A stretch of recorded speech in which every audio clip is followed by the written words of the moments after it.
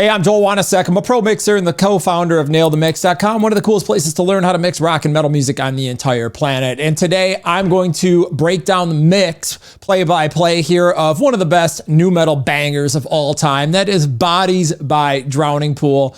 Love this song. It's iconic. Rip Dave, one of the greatest vocalists of that era. So let's dive into this and we're going to break it down play-by-play here for you. Let the bodies hit the floor. Let the bodies hit the floor. All right, so let's break down these balances right away. So listen to this section and pay attention to the kick and the snare drum in relation to everything else.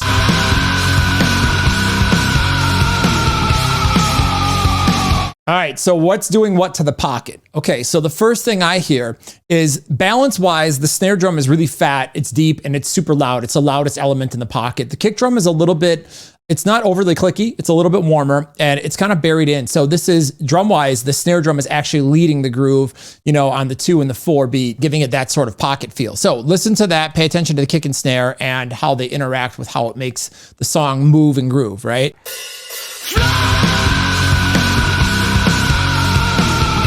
Okay, now pay attention to the cymbals and where they're positioned against the snare and the kick. Cymbals are mixed pretty loud, especially on that left crash. They're pretty smooth sounding. You know, they don't have like a lot of top end hiss or anything like that. This is definitely a very drum forward mix, and the snare and the cymbals overheads, right? They're leading that type of thing. Okay, so let's pay attention to the guitars now because there's not much vocal activity going on, and the bass guitar. So listen to the electric guitar and the bass.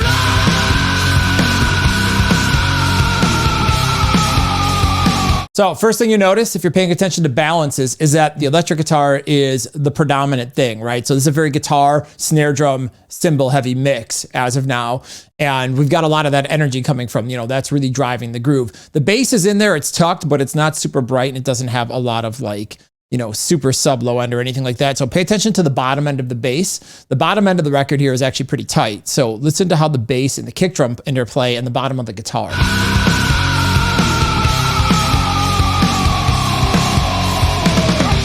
What you're going to notice is that, especially if you have an extended range system, right, there's not a ton of sub below like, say, 50 hertz, right? This isn't like some super throttling low end. The bottom end is very tight. You know, we're talking maybe like 70 to 120, 200 hertz, somewhere in there. There's a lot of like that, you know, upper low range, if that makes sense, right? You know, super low mids, right? And upper bass range. There's a lot of that in the bass guitar, right? It's not like super, you know, boomy on the subs or anything like that. So there's a lot. The bass is loud, but you know, it's definitely in there. Okay, so now pay attention to the relationship of the bottom end of the kick drum and the bottom end of the bass. The bass frequency-wise feels like it's a bit under the kick drum to me, meaning there's a nice attack in the kick drum. The kick drum's got a nice bottom end, but it's not like, again, super subby.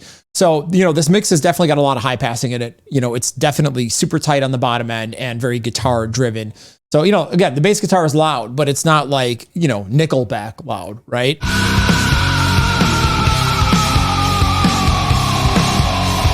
Here, all those things add up to drive the groove and make this hit super hard with that sick ass riff. Okay, let's move on to the next section here and see what happens in this mix. We've got some affected guitars here.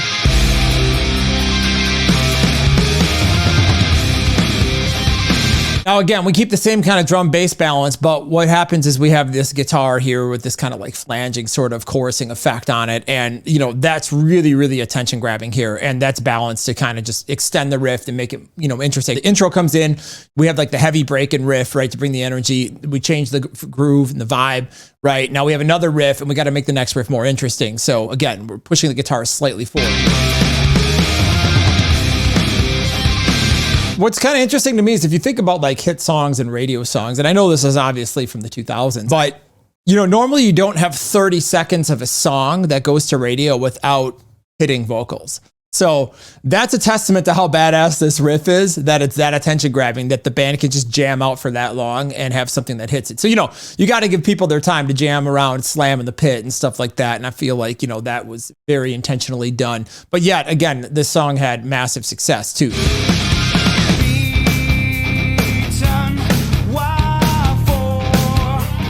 Okay, so first things first, We lost the stereo guitars. The guitars just went to mono, which is kind of a cool and interesting choice. We have a mono guitar in the center, right? It's kind of buried. The bass and drum balance is the same, but our guitars have gone from stereo and loud to kind of mono and tucked, and then we have vocals up the center. So pay attention to the center.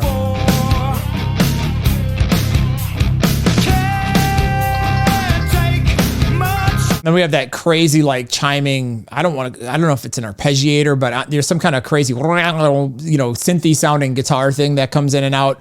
Not exactly sure what they made that effect with, but that's kind of on the stereo side. So everything kind of goes mono, right? Take the verse, make it smaller. The groove stays the same. The riff is cool. The guitar tone changes a little bit, but then we're going to throw those little guitar effects in there to kind of give it that ear candy to kind of add that tension. So listen to the groove here.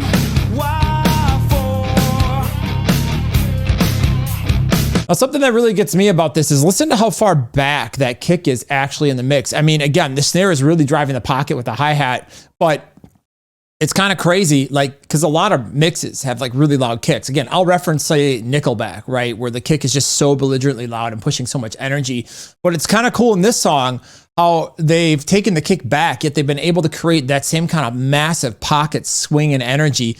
And again, it emphasizes the 2 and the 4 beat instead of the 1 and 3, right? So it kind of gives it a different feel. And I think that was deliberately done in mixing, which is actually a really, really clever decision because it changes how the feel, the pocket works. I mean, this is a badass nu metal riff, like just so iconic. Like, come on, we got to listen to this again.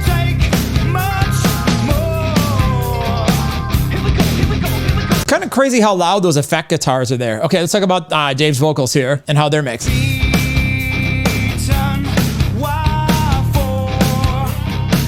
You know, there's a bit of a reverb. Sounds like there's very subtle delay in there, but they're actually pretty ambient, a little more ambient than I thought they were going to be. But they're not super bright, very mid-rangey.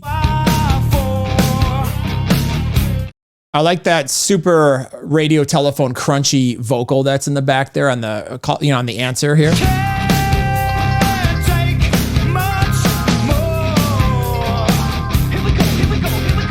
You got the little ad libs in there. Here we go.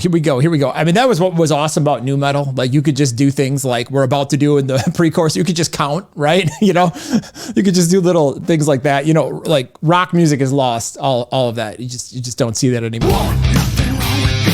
2, nothing wrong with me. 3, nothing wrong with me. 4, nothing wrong. I mean, what's better than just counting over a riff? It's so badass. Okay, so we've got a bunch of layered vocals in there to accent the counting. It's like almost like a predecessor to a modern gang vocal, except, you don't have like 40 dudes sitting in a room screaming into a mic like, let's open this pit up. So in this case, you'd have them yell just 1, 2, So that's kind of in there subtly to just add a little bit of weight to the downbeat. 4, nothing wrong with me. 1, something's got to give. 2, something's got to give. 3. This actually, performance-wise, is a freaking vocal masterpiece. I mean, the vocal performance on this is just so good. It's like insane. The way that it's delivered, the emotion that was captured, it's just incredible. Okay, so mix-wise, the only thing we've really brought in here is a little bit of extra guitar volume, to make it stereo and to make it a little bit more exciting. 1, nothing wrong. Well, we're still on a closed hi-hat, right? So there's still plenty of room for the energy to grow because, we can't add any more instruments in terms of a production standpoint. So listen to how this transitions into this chorus and this builds up. So we add more vocals, we add stereo guitar riffs, and then, we're still on the same kind of closed hi-hat. Guitars are super loud here. 2, something's got to give. 3, something's got to give. Now, let the bodies hit the... And then how do they open it up? Now, what's interesting is in terms of like mix moves, there's really not a lot of like automation going on. You know what I mean? Like I don't hear like a big master fader ride. I don't hear, like any particular element just coming up super loud. Like there's more bass here suddenly or a drum has come up. All they've done is just change the hi-hat from closed to open. So listen to how that's arranged. It's so simple, but it's sick. 3, something's got to give. That, and we've brought in some doubled vocals on the main vocal, which are kind of subtly in there. That's what gives it that wet chorusing sound. So pay attention to the tone of the vocal. Let the bodies hit the floor. Let the bodies hit the floor. Let the bodies hit the floor. A badass chorus. It's so good. So you can hear the vocal is definitely doubled. You know what I mean? It just sounds like thick and wet. Let the bodies hit the floor. Let the bodies hit the floor. That was really common for this era. You know, you have like a mono verse vocal and then all of a sudden you get to the chorus and you just double it. You know what I mean? Like now in a lot of like more modern stuff, you'd hear like, you know, pop style vocals in hard rock where there's all these epic, you know, layers and doubles and things like that. Yet, you know, here we are just keeping it simple and just really focusing on the pocket. It's simple, but it just connects, you know, it hits and it's got a lot of energy. Like you can't not listen to this song and then bob your head. Like you just can't.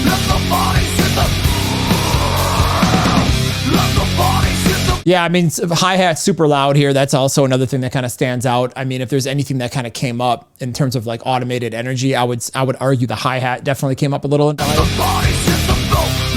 mean, listen to how loud that is in terms of like kick and snare, right? Because the snare drum was super loud originally, but now listen to the hi-hat snare. The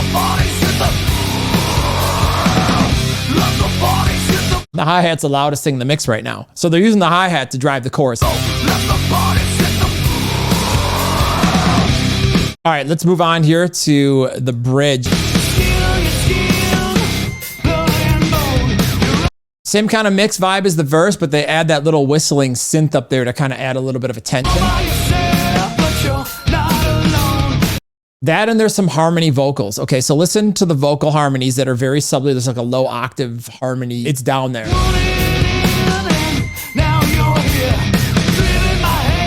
It's down there subtly. There's definitely a lower overdub under there, kind of adding a little bit of like low resonance to that vocal. Then you got the high synth. So it's kind of a cool dichotomy, you know, if you think about it arrangement wise and songwriting wise. It's like you have a bridge that's kind of similar to a verse. And you're like, all right, you know, let's throw a little bit of a lower vocal tone here into the vocal. We haven't done that yet in this song, and throw this high synth. So you got a high thing and a low thing kind of sitting there where everything else is kind of consistent. So again, it's cool arranging. It's ways to take something that's simple and make it interesting and make it change.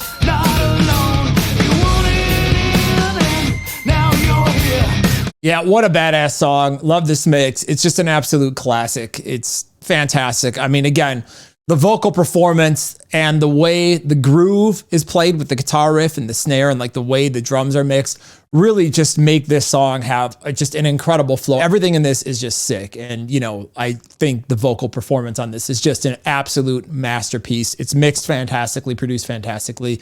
Great song. Love it. Let me know what you think of this in the comments below. Of course, if you want to learn how to mix, there's tons of cool mixing content. You can follow me on my TikTok and my Instagram. That's at Joel Wanasek. Also, check out nailthemix.com. Please let me know if you got other bands you want me to break down here in the comments. I'm always looking for cool stuff to listen to and to check out. You know, I'm doing everything from pop to new metal to death metal, you know, and all over. So, you know, we're all over the place here talking about all kinds of stuff because we are here because we are passionate about mixing. So thank you so much for watching, and please click the like, subscribe, and notification bell for further content.